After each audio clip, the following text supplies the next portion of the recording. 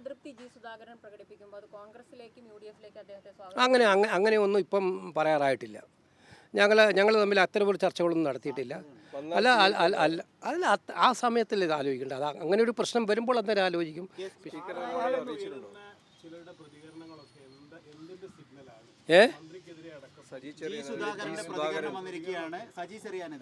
പാർട്ടിയിൽ നിന്ന് പുറത്താക്കി നടത്തിയ ചായ സൽക്കാരത്തിൽ സജി ചെറിയാൻ പങ്കെടുത്തു എന്നാണ് ജി സുധാകരൻ പറഞ്ഞിരിക്കുന്നത്. അല്ല, അത് അവരുടെ പാർട്ടിയിലെ ആഭ്യന്തര കാര്യങ്ങളാണല്ലോ.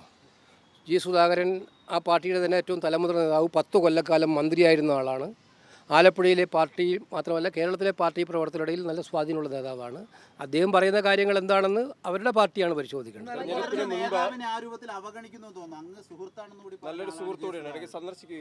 അല്ല, ഞങ്ങളിപ്പം അദ്ദേഹം മന്ത്രിയായിരുന്നപ്പോൾ ഞാൻ MLA ആയിരുന്നു, MP ആയിരുന്നു, ഞാൻ കേന്ദ്രമന്ത്രിയായിരുന്നു.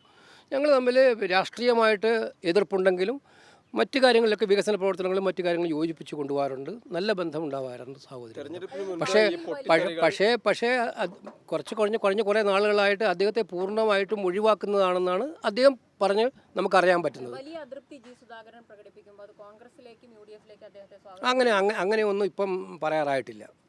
ഞങ്ങൾ തമ്മിൽ അത്തരമൊരു ചർച്ചകളൊന്നും നടത്തിയിട്ടില്ല. അല്ല ആ സമയത്തല്ലേ ഇത് ആലോചിക്കേണ്ടത്. അത് അങ്ങനെ ഒരു പ്രശ്നം വരുമ്പോൾ അന്നേരം ആലോചിക്കും. ജി സുധാകരനെ കുറിച്ച് എനിക്ക് നന്നായിട്ട് അറിയാം. അദ്ദേഹത്തിന് വ്യക്തമായ നിലപാടുള്ള ആളാണ് എല്ലാ കാലത്തും.